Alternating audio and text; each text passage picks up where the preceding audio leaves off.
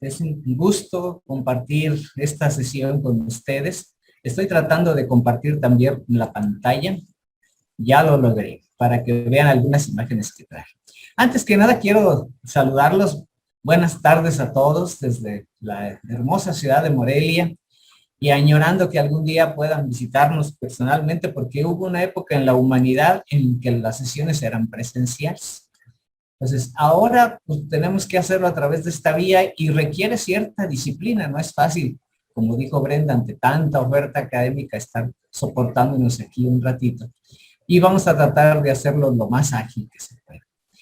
Como les dijo Brenda, el tema de hoy es la fisiopatología del síndrome metabólico, pero en 30 minutos es muy difícil abordar todo este tema, así es que como una muestra, y para muestra basta un botón, de lo que vamos a tener en el diplomado, les voy a hablar un poquito de todas estas cosas que ojalá podamos tener la oportunidad de tocarlas a profundidad con ustedes.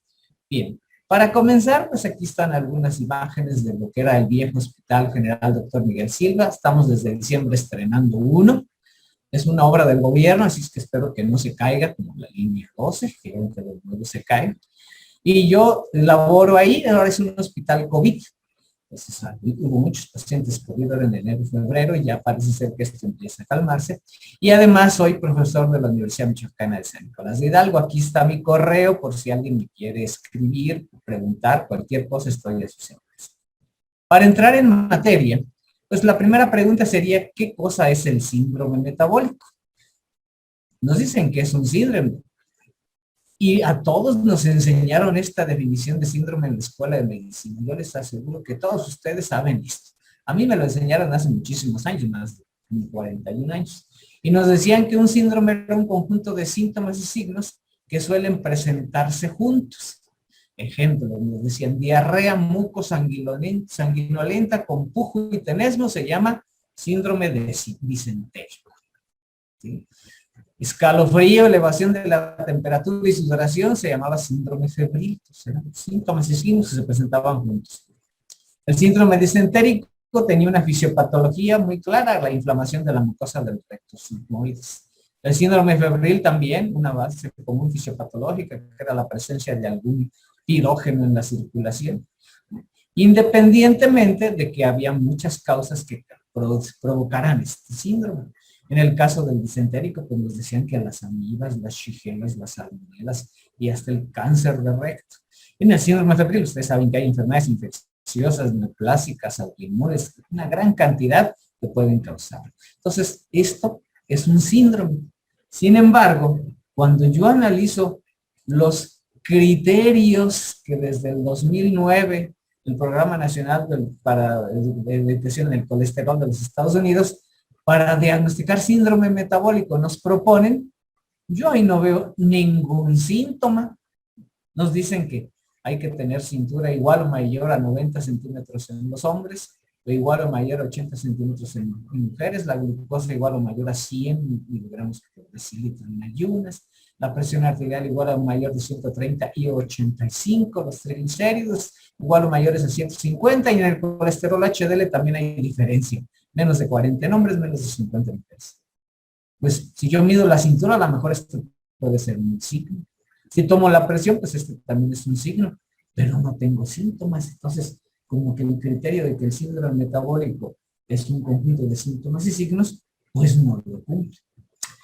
Y peor aún, sabemos que hay un problema de obesidad, a partir del cual nacen la mayor parte de los casos de síndrome metabólico, de alteraciones en el metabolismo de la glucosa, de alteraciones de la presión arterial, de alteraciones en el metabolismo de los lípidos, pero también otros indicadores de resistencia a la insulina como la acantosis nígrica, los ovarios poliquísticos y marcadores de estrés oxidativo como la hiperglicemia, más lo que le vayamos agregando a este síndrome metabólico. Aquí le pudiéramos poner depresión, por ejemplo. Sea lo que sea, lo interesante es que el síndrome metabólico es, además de todo esto, un estado de inflamación crónica, un estado pro-trombótico y un estado pro-oxidativo. Ah, caray, ¿de qué estoy hablando? Pues parece que estoy hablando del COVID-19, ¿no? ¿Recuerdan? ¿Cuáles son las condiciones que se asocian con la mayor gravedad de esta enfermedad? Obesidad, hipertensión, diabetes, componentes o consecuencias del síndrome metabólico. Y se mueren por inflamación sistémica y trombosis. ¿Será por eso que en México ha habido tantos fallecimientos? Que llegó el virus y encontró un campo fértil en una población que ya tenía la puertita abierta para el endotelio. Esto es interesante, lo vamos a analizar con más detalle en el diplomado. Bien. El síndrome metabólico, de una manera práctica, pues lo pudiéramos definir mejor como un conjunto de alteraciones metabólicas y vasculares que predisponen a dos cosas: a diabetes, cual es muy grave, o a padecer un evento cardiovascular. Inclusive desde antes de tener la diabetes, ya estos pacientes son de alto riesgo. Es decir, hay quien se pregunta, bueno, ¿el síndrome metabólico realmente vale la pena que tratemos de conjuntarlo? ¿O el riesgo que confiere es nada más la suma del que confieren sus componentes? No, fíjense que no, cuando vale la pena buscar si el paciente tiene síndrome metabólico. El que tiene síndrome metabólico tiene 3.6 veces más riesgo de desarrollar diabetes. También tiene 1.3 veces más el riesgo de sufrir un infarto de miocardio, 1.5 veces más el riesgo de muerte de origen cardiovascular y 1.4 veces más el riesgo de mortalidad general. Y esto lo sabemos desde 2014 que se han hecho todos estos cálculos de lo que significa como factor de riesgo el síndrome. Interesante. Obesidad, hipertensión, todas estas son condiciones que activan el sistema de renina-angiotensina, sobre todo los sistemas tisulares. ¿Y se acuerdan por dónde se mete el virus? El SARS-CoV-2 al endotelio, por la ECA2, vea, un componente del sistema de angiotensina tisular. Entonces, el que tiene síndrome metabólico, como les dije, tiene las puertas del endotelio abiertas para que penetre el virus. Bueno, y lo peor es que en estas estadísticas oficiales del gobierno, desde el 2007 sabemos que por número de componentes del síndrome metabólico, acuérdense que de 3 en adelante ya es el síndrome, el 42% de la población mexicana arriba de 20 años lo tiene. Es decir, esto realmente ha sido una verdadera epidemia desde hace bastantes años. Entonces, no solo por sus consecuencias, sino también por su frecuencia, el síndrome metabólico es verdaderamente una tragedia a la que tenemos que enfrentarnos. Bueno, lo que sí parece tener de síndrome, en base a esa definición tradicional, es que tiene una base común fisiopatológica. Todo esto que vimos bien, comparte resistencia a la insulina y disfunción endotelial. Vamos a ver. Recordemos que resistencia a la insulina es la resistencia de los tejidos a las acciones de la insulina, ¿verdad? El tejido adiposo no guarda los ácidos grasos libres, sino que los suelta a la circulación. El hígado no deja de fabricar glucosa, aunque la gente haya comido recientemente, ¿verdad? El aumento de la gluconeogénesis hepática. El músculo esquelético no capta la glucosa de los alimentos y esta se queda en la sangre, ¿verdad? La hiperglucemia postprandial. Pero también hay un órgano que es resistente a la insulina, que es el endotelio. Parece ser que en la fisiopatología del síndrome metabólico todo comienza a partir de la obesidad abdominal. Y no la grasa subcutánea, sino la grasa visceral. De aquí surgen muchas cosas. De esta grasa se liberan, por ejemplo, algunas citoquinas proinflamatorias, angiotensina 2, que les platicaba. La angiotensina 2, recuerden que es capaz de provocar vasoconstricción y luego hipertrofia de los vasos y entonces subir la presión. Entonces aquí tenemos dos de los componentes del síndrome metabólico, la obesidad abdominal y el aumento de la presión. Por otro lado, se liberan muchos ácidos grasos libres en la circulación y estos en el músculo esquelético lo que van a provocar es que haya resistencia a la insulina, lo que se le llama lipotoxicidad, y el músculo no capte fácilmente la glucosa y esto favorece hiperglucemia, otro de los componentes del síndrome. Además, estos ácidos grasos libres pasan al hígado y el hígado los puede utilizar para dos cosas, para fabricar glucosa más hiperglicemia, o para fabricar grandes lipoproteínas ricas en triglicéridos. Aquí está el cuarto componente, hipertrigliceridemia. Estas lipoproteínas, después lo vamos a ver en el diplomado, cómo intercambian colesterol por triglicéridos con las HDL se quedan pobres en colesterol y estos pacientes tienen colesterol de las HDL reducidas. El quinto componente, ¿sí? Pero todo parece provenir de la obesidad, ¿no? Entonces, obesidad abdominal, resistencia a la insulina, los ejes iniciales de la fisiopatología del síndrome metabólico. Sin embargo, pues, cuando pensamos en resistencia a la insulina, pues pensamos en algo malo. Pues, eso debe de ser muy, muy malo. Pero si es malo, ¿por qué los humanos, muchos, somos resistentes a la insulina? ¿Cuándo surgió en nuestra evolución como especie la resistencia a la insulina y para qué? Durante el diplomado haremos un viaje al pasado, un ejercicio de medicina darwiniano evolucionista y vamos a revisar en las diferentes etapas de nuestra evolución hasta llegar a ser lo que somos. Dicen que Homo sapiens sapiens, otros dicen que son politicón, Homo democraticus o no sé qué seamos, pero ¿por qué existe la resistencia a la insulina? Les voy a dar un pequeño adelanto. La resistencia a la insulina apareció en nuestra evolución hace 3,5 millones de años. Cuando nos llamábamos Australopithecus afarensis, en una época en que estos ancestros nuestros vivían muchísimas condiciones de escasez y precariedad de alimentos. No tenían a la mano alimentos ricos en carbohidratos y hacían grandes periodos de ayuno. Y para sobrevivir, tuvieron que modificar algunos genes para hacerse resistentes a la insulina. Es decir, para que su hígado fabricara glucosa en gran cantidad a partir de proteínas y grasas de lo que se comía. Para que el músculo esquelético no dejara entrar fácilmente la glucosa para no caer en hipoglucemia. Y aprendieron a acumular grasa en el centro del cuerpo.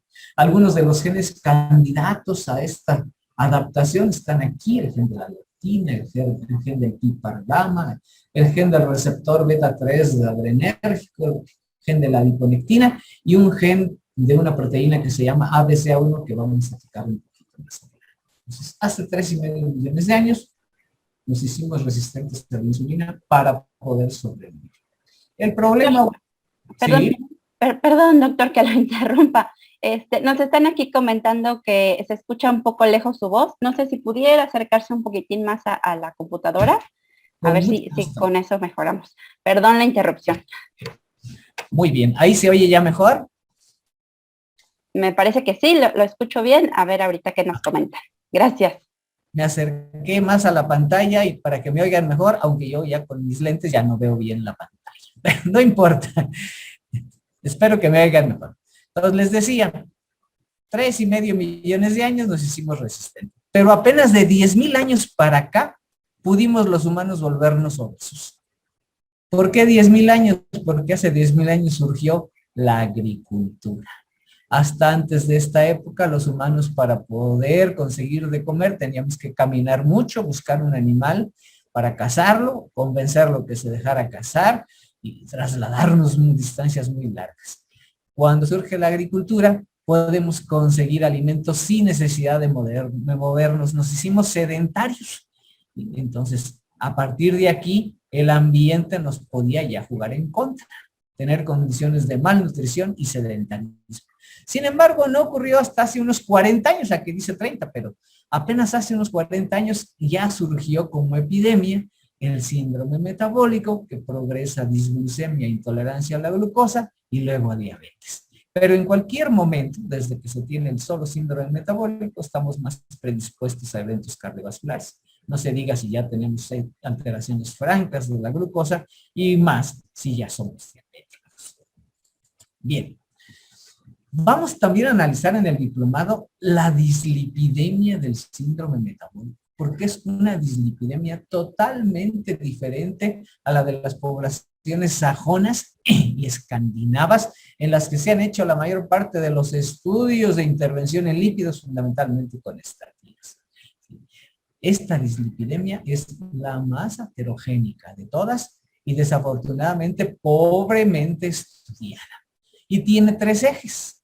El gran tsunami de ácidos grasos libres que viene de la grasa visceral al hígado, la fabricación de lipoproteínas ricas en triglicéridos por este hígado, las grandes VLDL, y la generación de gran cantidad de LDL, las lipoproteínas de baja densidad, pero las LDL no las normales, no las grandotas, bollantes, llenas de colesterol, cuya función es llevar el colesterol a todos los tejidos. Ustedes saben que el colesterol es indispensable para la vida, sino que estas LDL pequeñas y densas pobres en colesterol son las más aterogénicas, las que más fácilmente se cuelan en el endotelio, las que se oxidan más fácil y las que generan las placas de ateroma.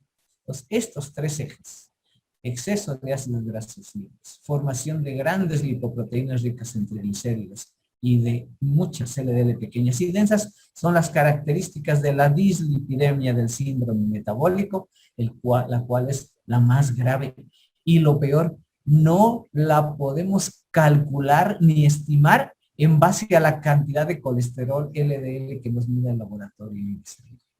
Aquí les daré algunos tips de cómo podemos hacer para darnos una idea de cuántas LDL pequeñas y densas tiene un sujeto.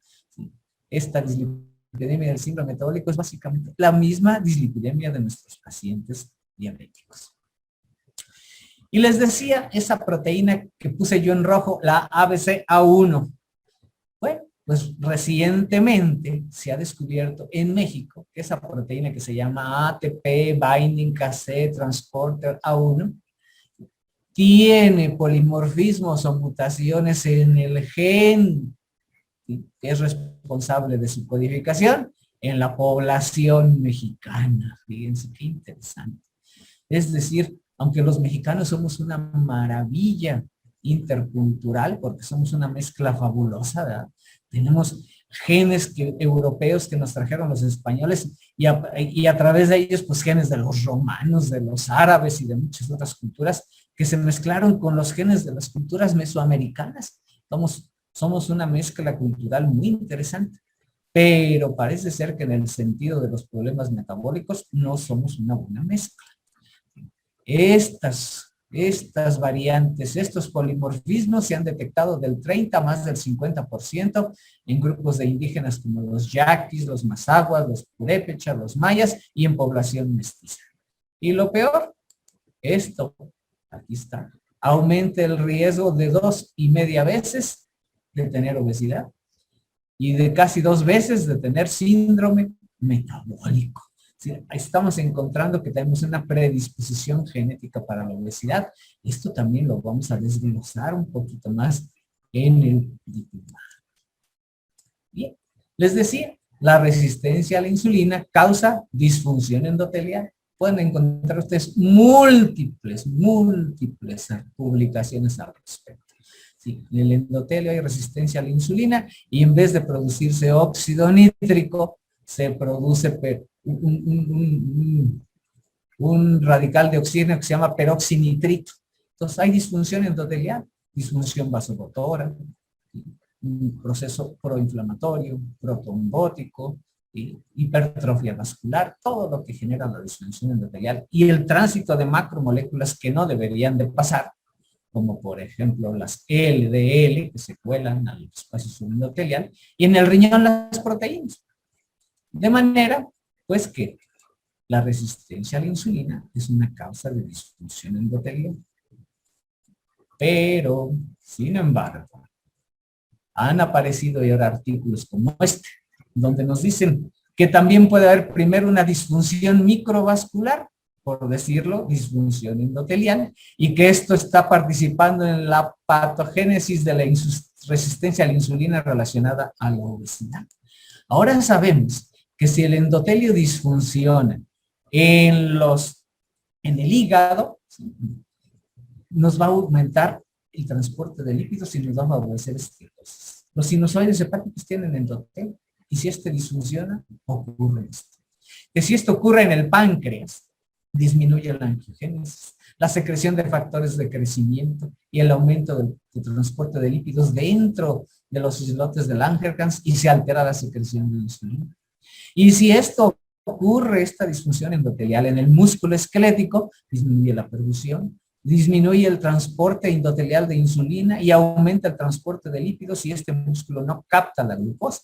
Entonces, también, y aquí lo tenemos en grafiquitas como estas, tenemos obesidad abdominal, ácidos grasos libres que salen, citoquinas inflamatorias, una disfunción microvascular, una resistencia a la insulina microvascular que aumenta resistencias periféricas, hipertensión por un lado. Pero por otro lado, disminuye la captación de glucosa por el músculo, se genera resistencia a la insulina muscular, hiperinsulinemia compensadora que activa el sistema nervioso simpático y sube la presión. Pero la resistencia a la insulina también es la etapa previa a la diabetes. Y esto comenzó con disfunción del endotelio.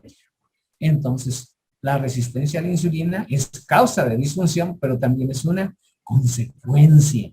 Entonces, aquí hay un movimiento bidireccional de estos dos elementos fisiopatogénicos. Bien, entonces, recordemos esta secuencia. Hace 3,5 millones de años nos hicimos resistentes a la insulina para sobrevivir. Se modificaron algunos genes. Tenemos aquí uno muy modificado de nuestra población.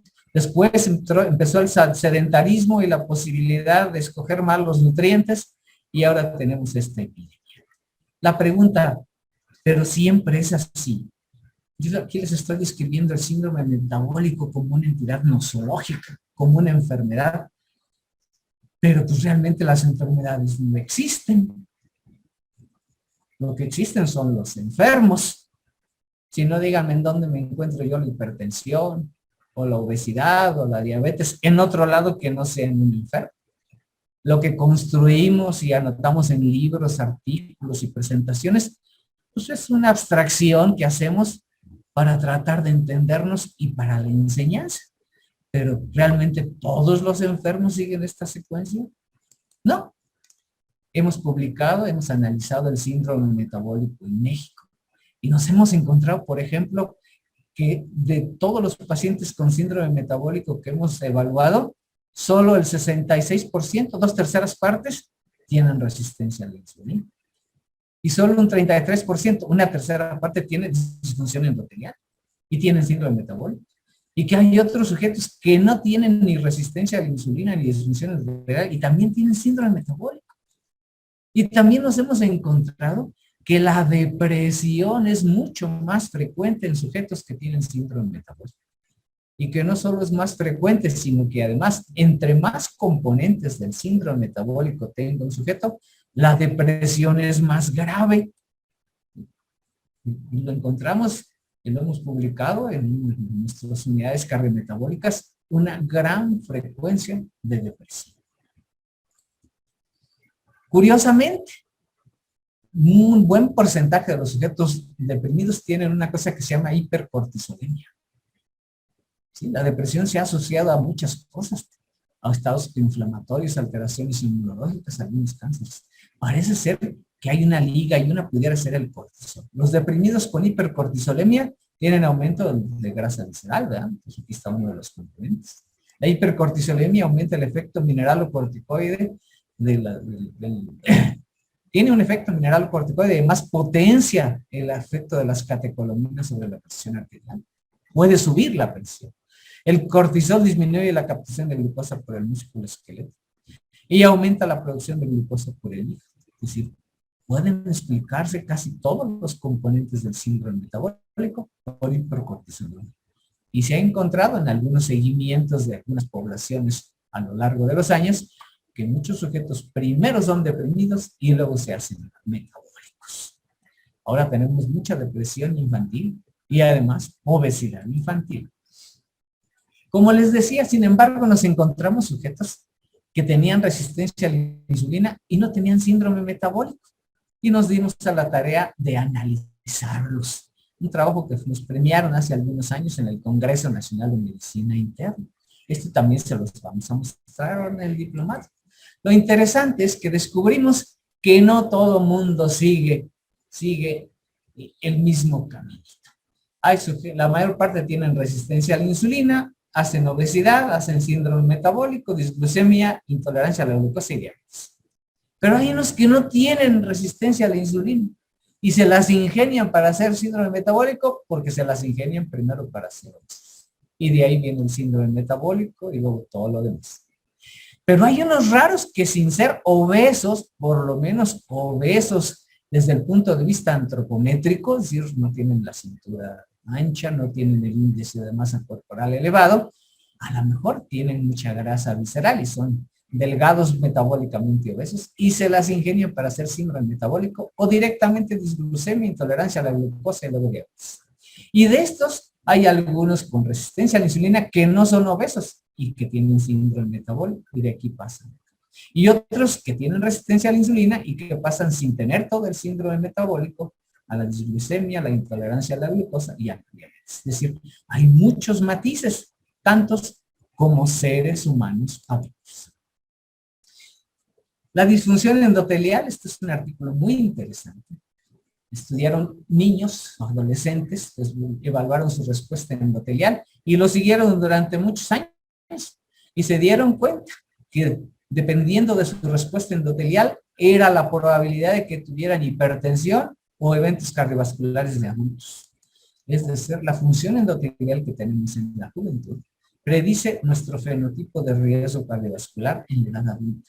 Y yo les pregunto, ¿quién le evalúa la función endotelial a los niños, a los adolescentes y a los jóvenes en nuestro país? Bueno, ¿y qué hay que hacer con los pacientes que tienen el síndrome metabólico? Pues hay que tratarlos, ¿verdad? No podemos verlos. ¿Tratarlos para qué? Para reducirles el riesgo cardiovascular y evitar que desarrollen diabetes. Vamos a mostrarles un trabajo que hicimos con tratamiento intensivo, con mucho éxito, en lo que fundamentalmente lo que los mejora es que logremos reducirles la obesidad abdominal, principalmente con las medidas de nutrición y con la actividad física. Ya termino, para no pasarme de la media hora. Y a manera de conclusiones, porque en este vuelo de pájaro, en esta muestra, que es un botoncito, pues el tiempo es corto. Número 1. Les vamos a mostrar que la resistencia a la insulina es más antigua de lo que pensamos y su aparición tuvo una importancia vital en nuestra supervivencia como especie. Si no hubiera existido la resistencia a la insulina, no existiríamos los humanos. Que la resistencia a la insulina se relaciona con disfunción endotelial de manera bidireccional en la fisiopatología del síndrome metabólico. Que en nuestro país muchos pacientes tienen síndrome metabólico a pesar de no tener resistencia a la insulina ni disfunción endotelial. Y esto es porque genéticamente somos muy susceptibles. Y que las intervenciones terapéuticas debieran ser más oportunas. Y en el futuro, cuando tengamos terapia génica y podamos manipular los genes que están alterados, pudieran ser etiológicas. Bien, yo les quiero agradecer su atención y preguntarle a Brenda, que nos coordina ahora, si tenemos ahora sesión de preguntas y respuestas. Muchas gracias. Así es, doctor. Muchísimas gracias por su participación. Excelente, como siempre. Aquí tenemos un par de preguntas. Voy a leer esta que está aquí en el chat para que no se me pierda. Claro. Nos dicen, entonces, ¿es malo o no tener resistencia a la insulina? ¿Qué es lo que nos lleva al síndrome metabólico? Perfecto. Buena pregunta. Y una pregunta que nos habla de muchas veces esa manera dicotómica que tenemos de ver la vida, ¿verdad? Lo bueno, lo malo, el bien y el mal, el cielo y el infierno. Es como decir que el colesterol es malo, mucho que el colesterol nunca ha tenido nada malo. La resistencia a la insulina apareció en una etapa de nuestra evolución porque era necesaria. El problema es que los cambios de estas adaptaciones genéticas son lentas, se llevan miles, millones de años. Y lo que ha cambiado es nuestro estilo de vida en muy poco tiempo. Yo les puse 10,000 años. 10,000 años para la naturaleza es un instante, no es nada. Entonces, cambiamos muy rápido nuestros hábitos y no dimos tiempo a que nuestros genes cambiaran con la misma rapidez. Tenemos los genes para un estilo de vida de hace 3,5 millones de años. Pero nuestro estilo de vida es muy diferente. Y con este estilo de vida no son compatibles. En México nos ha hecho muchísimo daño el haber dejado el campo, haber dejado de movernos, el no saber elegir los nutrientes adecuados, el no tener actividad física y lo peor, vivir bajo estrés constante. Todo esto en alguien con resistencia a la insulina es muy mala combinación. Entonces, no es mala la resistencia a la insulina, es mala la combinación con factores ambientales que no son los adecuados para ello. Gracias, doctor. Aquí hay un comentario, lo leo más como un comentario, pero ahorita si nos pueden aclarar cuál es la pregunta. El síndrome metabólico se compone por 3 partes: glucólisis, ciclo de Krebs y el síndrome metabólico. Y la misma persona nos acaba de complementar, bueno, dice lo mismo, y fosforilación oxidativa. Bueno, sí, él está hablando de elementos bioquímicos del metabolismo de la glucosa. Por supuesto que están modificados, estoy de acuerdo. Sí, ya esta es la parte fina, la parte bioquímica, que es lo que está pasando. La glucólisis es la manera como utilizamos la glucosa como fuente de energía, el ciclo de Krebs para generar ATP, ¿verdad? Perfecto, sí, estoy de acuerdo. Ok, después tenemos otra pregunta donde nos dicen, ¿deben estar todos los componentes para hacer un síndrome metabólico? Bueno, los criterios, que ahora usamos mucho esa palabra, los criterios es tener por lo menos 3 de los 5 que les mostré al principio, que les decía: la cintura, la presión, la glucosa en ayunas, los triglicéridos o el colesterol HDL. Si tenemos anormales 3, cualquiera de los 3 de estos 5, se considera que el sujeto tiene síndrome metabólico. Perfecto. Pues no sé, aquí ya no tengo ninguna otra pregunta. A los participantes, aquí acaba de llegar otra. Los cambios en la alimentación y el ejercicio en el paciente que tiene predisposición genética, ¿retrasa la aparición de síndrome metabólico? Por supuesto. Se les he dicho que como población somos una población que tiene toda la vida la predisposición genética. Y antes no teníamos la epidemia de obesidad ni de diabetes que tenemos ahora. Es la prueba de que nuestro estilo de vida anterior, de hace más de 40 años, nos protegía contra esta predisposición genética. Ahí está la prueba. Y la otra prueba es que cuando logramos corregir la obesidad, la falta de ejercicio y todos estos componentes, controlamos el síndrome metabólico. Gracias, doctor. ¿Cuál es el examen de laboratorio para checar la resistencia a la insulina? Hay varios. El más simple es medir el nivel de insulina en ayunas. Hay un método que se llama HOMA, el Homeostatic Model Assessment, que es una relación entre glucosa en ayunas e insulina en ayunas. Hay que hacer una cuenta con una formulita y a los médicos nos cuesta mucho trabajo hacer cuentas. Yo les voy a decir una cosa. En México, si ustedes tienen un laboratorio que haga una buena medición de insulina, que esta es la clave, que sea un laboratorio confiable, tener más de 11 miliunidades de insulina en ayunas, les aseguro que tienen resistencia a la insulina, independientemente de la concentración de glucosa. 11 es el punto de corte. El doctor Carlos Aguilar hizo también un estudio parecido y él encontró 12. Yo encontré 11, pues estamos muy parecidos. Entonces ya cuando alguien tiene 11 o 12 o más de insulina en ayunas, les aseguro que tiene resistencia a la insulina. Gracias, doctor. ¿Cómo manejaría a un paciente con COVID en cuanto a sus requerimientos nutricionales, supongo? Pregunta bastante compleja porque depende de muchas cosas. Depende de cuál sea el estado de nutrición del paciente previo al COVID, de cómo esté su estado catabólico, de si tiene sepsis. Realmente eso es una pregunta de terapia multidisciplinaria en estos pacientes. Si el paciente está en su casa y con un COVID asintomático, pues se maneja como cualquier otro paciente. El problema es el paciente grave y en esto Pues este año lo que nos ha dejado ha sido aprendizaje. Les aseguro que van a empezar a aparecer muchos artículos en este sentido porque aprendimos a manejarlos apenas. Yo por mi edad no pude entrar a manejar pacientes COVID, ya ven que a los mayores de 60 años no nos dejaron entrar, pero debe de ser muy interesante todos mis colegas jóvenes que se tuvieron que enfrentar a esto, el reto que supuso para ellos el manejo nutricional. Afortunadamente en nuestro hospital las nutriólogas también son gente muy joven y las tenían allá adentro en el área COVID. Gracias, doctor. ¿Cree usted que se podría utilizar un tamizaje en lo del síndrome metabólico relacionado con la resistencia a la insulina en los mexicanos, que se ha incorporado en el sector de salud en México? Tiene un problema que es costo y la falta de estandarización de los métodos para medir insulina. Un tip más sencillo. El elemento que tiene mayor valor predictivo positivo para que alguien tenga resistencia a la insulina es el perímetro abdominal. El que tiene obesidad abdominal, más de 80 las mujeres, más de 90 los hombres, centímetros, no pulgadas, yo ya me estaba emocionando.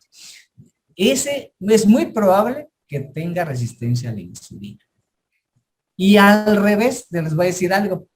Las pruebas que tienen el mayor valor predictivo negativo, o sea, lo que puede predecir que uno no tenga resistencia a la insulina, es tener colesterol HDL normal, o sea, más de 40 en hombres, más de 50 en las mujeres, y no tener microalbuminuria. El que está bien de ahí les puede asegurarse con mucho grado de certeza de que ese no tiene resistencia a la insulina.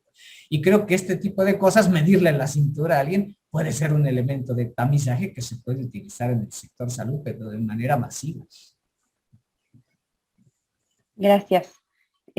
Por lo tanto, el ejercicio y alimentación es el fundamento en el síndrome y cómo detectar en niños la resistencia a la insulina. También. Los niños es lo mismo, los criterios son los mismos, es obesidad abdominal y también la misma cantidad de insulina en sangre. Entonces, y como lo dijeron acertadamente, alimentación y actividad física son la piedra de toque, la piedra angular para el tratamiento de muchas cosas. Obesidad, síndrome metabólico, diabetes. Por eso en el diplomado se toca de manera tan importante y tan acuciosa este tipo de aspectos. ¿El ayuno intermitente también afecta el síndrome metabólico? ¿Qué dieta recomienda para mejorar el síndrome metabólico? Interesante. Ahora está de moda el ayuno intermitente como una intervención muy buena para bajar de peso. Como les dije yo hace rato, no hay enfermedades, hay enfermos. Para recomendar ayunos intermitentes o tal cual plan de alimentación, hay que conocer muy bien metabólicamente a nuestros enfermos. ¿Qué tan resistentes a la insulina son? Un sujeto muy resistente a la insulina sí aguanta grandes periodos de ayuno. Yo, por ejemplo, todavía no como. Yo soy muy resistente a la insulina. Yo me tomé un café a las 6 de la mañana y no he comido otra cosa. Hasta ahorita que terminemos esto, llegaré a la casa de ustedes a hacer mi comida. Pero yo estoy muy acostumbrado porque yo soy muy resistente a la insulina. Entonces, no me baja la glucosa. Mi hígado sigue fabricando glucosa a partir de proteínas y grasas. Mi músculo no capta toda la glucosa de la sangre para que no... Es más, ni de malas me pongo. Hay gente que no deja de comer tantista de malas. Un paciente que es muy sensible a la insulina no puede hacer ayunos prolongados. Va a ser hipoglucemias serias. Entonces, para poder recomendar una dieta, tenemos que conocer muy bien el estado metabólico de nuestro enfermo. Gracias, doctor. ¿Cómo evaluar o medir la función endotelial? Interesante pregunta. Una manera muy simple es medir microalbuminuria. La microalbuminuria es la manera como el riñón nos dice que el endotelio está funcionando mal, se le están colando macromoléculas. La microalbuminuria no es un marcador de daño renal. La albuminuria franca sí. La microalbuminuria es un marcador de daño endotelial.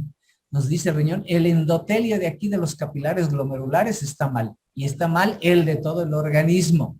¿Sí? Otra manera, indirecta. Ustedes saben que el captopril tiene un efecto agudo para bajar la presión. De hecho, hay algunos locos que lo ponen debajo de la lengua. Ese bajón de presión arterial que da el captopril agudo es una manera indirecta de medir cuánta prostaciclina produce el endotelio. Fíjense, es otra función endotelial. Y hay un método ultrasonográfico. Desafortunadamente no ha tenido la difusión que merece. Aquí en Morelia hay varios radiólogos que sí lo hacen. Se mide el calibre de la arteria humeral antes y después de un estímulo endotelial, que es una oclusión de la arteria con un brazalete de un esfigmomanómetro durante 5 minutos. Luego se abre para provocar un hiperflujo experimental y se mide cuánto se dilata. De hecho, hay guías que hablan de esto. Obviamente esto es un poquito más costoso, es un poquito molesto, muy útil, pero yo les digo, microalbuminuria, con eso tienen para evaluar disfunción endotelial. Gracias, doctor. ¿La fatiga crónica es signo de síndrome metabólico? La fatiga crónica tiene muchas causas. Primero hay que descartar si el paciente no tiene un problema que puede ser metabólico. El síndrome metabólico es un estado prediabetes. Pero si corregimos el estado metabólico y el paciente sigue con fatiga crónica, hay que descartar 2 causas que son muy comunes. Una es depresión, que les platicaba que tal vez sea parte del síndrome metabólico. Y la otra son algunas infecciones virales crónicas. Entonces, alguien que tiene fatiga crónica y ya lo tenemos bien controlado de todo y sigue cansado, valdría la pena evaluar si no le hace falta un antidepresivo. Y si ni así funciona, tal vez ensayar algún tratamiento antiviral. Gracias. Vamos a hacer esta última pregunta, ya estamos sobre el tiempo, entonces vamos a cerrar con esta. Y bueno, también nos preguntan si la presentación estará disponible, va a estar en nuestras redes sociales, si la buscan en Facebook o en nuestro canal de YouTube. A partir del viernes, yo supongo que ya la podrán encontrar por ahí. Les sugerimos que nos sigan para que les llegue el aviso. La pregunta es, ¿qué medicamentos afectan al síndrome metabólico y cuáles son los medicamentos correctos para el síndrome? Bien, también pregunta interesante. Todos aquellos medicamentos que propicien acúmulo de grasa y alteraciones del metabolismo de la glucosa, pues van a afectar negativamente el síndrome metabólico. ¿De qué estoy hablando? Glucocorticoides. Y el tratamiento con glucocorticoides es una causa de síndrome metabólico. ¿Qué medicamentos sirven? Pues dependiendo. Si el paciente tiene alteraciones de la glucosa, se puede ensayar ya se está recomendando metformina, por ejemplo, en pacientes con disglucemia de ayuno, antes incluso de que sean diabéticos. En nuestra clínica inclusive lo hemos usado en pacientes que no tienen ni siquiera disglucemia, pero tienen ya resistencia a la insulina y obesidad. Los medicamentos que nos sirven para bajar de peso, entre ellos algunos antidiabéticos, también mejoran la resistencia a la insulina y son útiles para tratar el síndrome metabólico. Obviamente, si el paciente tiene elevada la presión arterial, hay que utilizar antihipertensivos. Los más útiles en el caso del síndrome metabólico son aquellos que intervienen sobre el sistema de renina-angiotensina. Si el paciente tiene dislipidemia, hay que utilizar los fármacos correctos para la dislipidemia. Esto es interesante porque muchos de estos pacientes con síndrome metabólico van a requerir de fibratos y estatinas, una combinación que no se ha utilizado lo que debiera de utilizarse. Les vamos a dar tips en este diplomado de cómo hacerlo. Muchas gracias, doctor. Lo felicitan mucho por la ponencia. Le agradecemos enormemente.